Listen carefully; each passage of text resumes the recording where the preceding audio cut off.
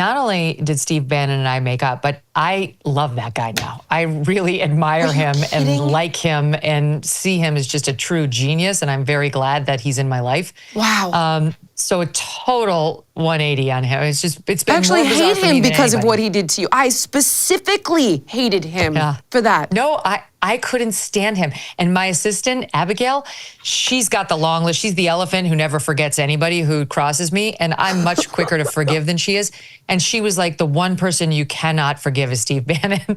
And I was going to see him at CPAC. And she's like, but you're not going to like hug him. You're not going to shake his hand, are you? I'm like, I don't know, Abs. She's like, I forbid it. And so when he was going to come on, because I had complimented him, we had this back and forth, she was very uncomfortable with it. And I'm like, Abby, I just have to tell you, I am over it. And Doug is over it. There my were husband. death threats, Megyn. I know, but You all have I can tell you kids. is that all this time went by and I just saw it very differently. I How? just started Explain to the see. shift, because we have no forgiveness for the Joe Scarboroughs of the world, which I understand. I'm with you here. But this is a man that legitimately tortured you, tried to destroy you personally and professionally, and you were getting death threats, and you have children, and you have found a way to forgive.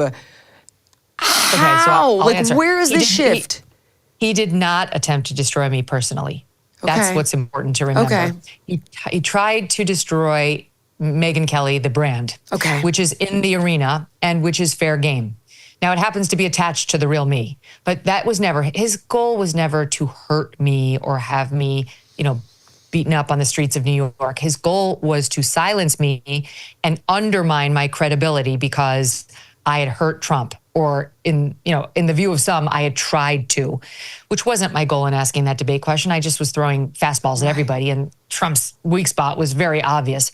Anyway, and once I sort of had time to see what Steve Bannon does, like what a very clever and effective operator he's been, not just against Megyn Kelly, but against his enemies, his political enemies, I started to be able to categorize it. Like, I shouldn't be so full of hubris that I thought that was about me. I was one in a chapter of many who Steve Bannon needed to undermine because he was trying to win the presidency for someone.